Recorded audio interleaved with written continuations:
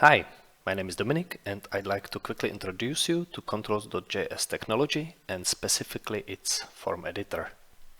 First, let me say a few words about development in Controls. Controls.js is a technology for building modern web and mobile applications while providing the same experience as standard desktop or native applications. One of the main advantages of Controls is that it minimizes the usage of HTML and CSS, so you can focus on a single technology, JavaScript.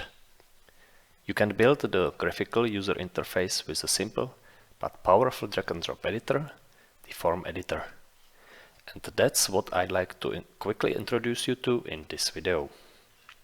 So, for the purposes of this video, I assume you have the NetBeans IDE and its Controls.js plugin installed on your computer.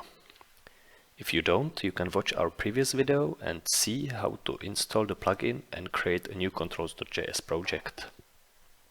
In here, I have the sample project open.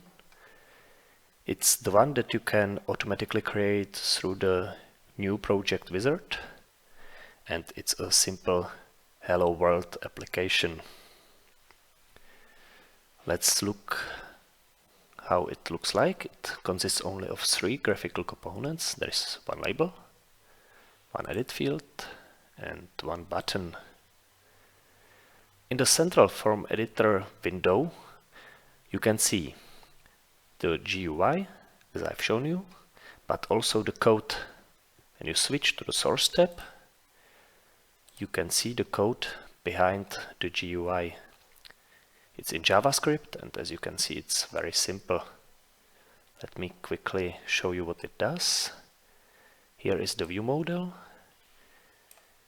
which is a way of binding some values to the controls themselves. We have 2 values here, string value first name and another string value message. And then there's one function, say hello, which combines these 2 string values to create a simple string. And these values are bound to the controls. Here you can see the string value first name. It's bound to the edit field, edit 1. And the say hello function is bound to the on-click event of the button. So I'm gonna head back to the design. And the first thing that you need to understand about Form Editor is that both the code and the design automatically synchronize. This means that any change you make in one of them is then mirrored into the other one. Let me show you an example. In here, the button has a caption, say hello. Let's switch to source, go to the code of the button in here and change the text to say hi there, for example.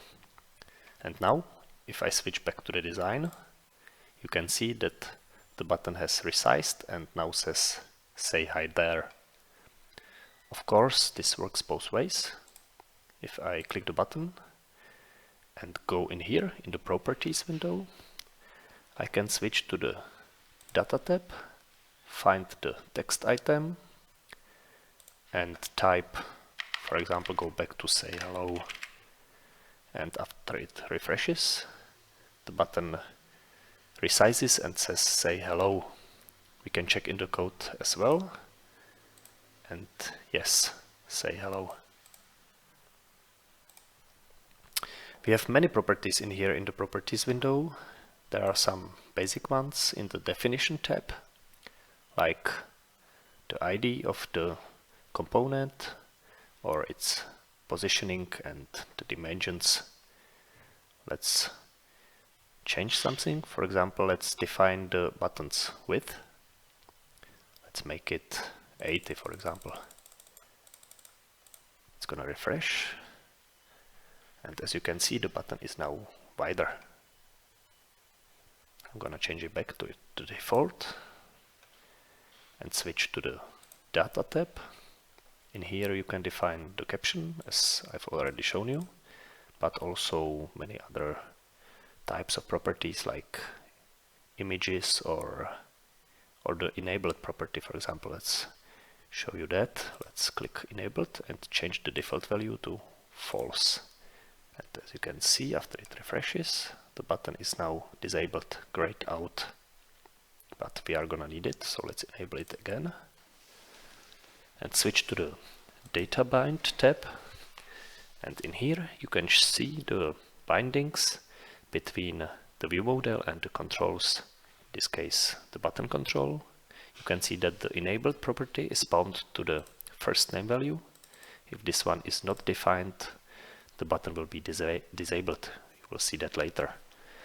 And the onClick event is bound to the say hello function. You can also define some events. You can filter or switch between basic, advanced and defined properties. You can search for the properties like control and it filters to the control ID. Okay, and the last window I haven't shown you yet is the controls or components window.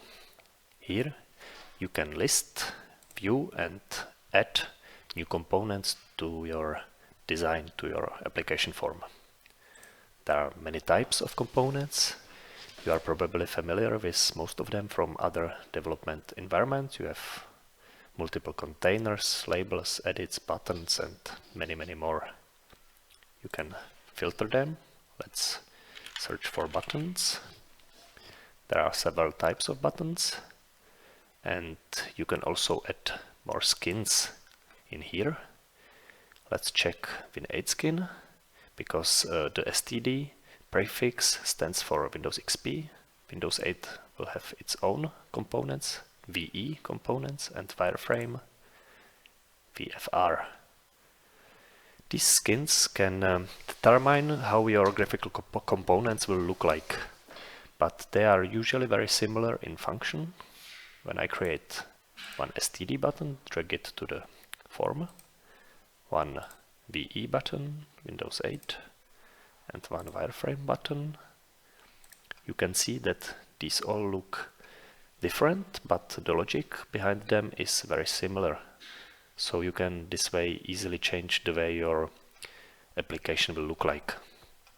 Okay, we are gonna not need them at this moment, so let's right click it and delete them.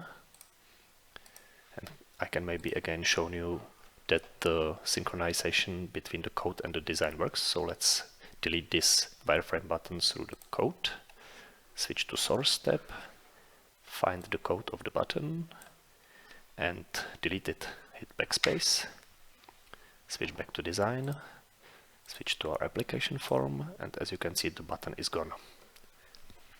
Okay, so much for that, and let me finally show you how the resulting form actually looks like. You can view it in different web browsers or whatever you like. I'm used to Chrome because it has a pretty decent debugging tool, but you can use whatever you prefer. So let's hit Run Project. Chrome will open and the application should start in a few seconds. Here we go. Let's hit the button, say hello. Hello John. But my name is Dominic. Let's change that. Hello Dominic, that's better. Let me show you the enabled binding. If I make this string empty, the button disables, as I've told you before, because we cannot say hello to someone that's not there. Okay, maybe say hello to Sarah. The button enables again. Hello Sarah. And let's really check that the changes we make in the form editor actually work in the resulting application. Let me make some simple change. For example, the say hello function could say hi there instead. Save the changes, switch back to Chrome, refresh. And now when I hit the button, hi there John. Okay, so that's it. This is how Form Editor works. Now it's up to you to continue playing with it, and I'm sure that in no time you will be able to easily create your own awesome applications. Thank you for your attention, good luck with your developing, and have yourself a great day.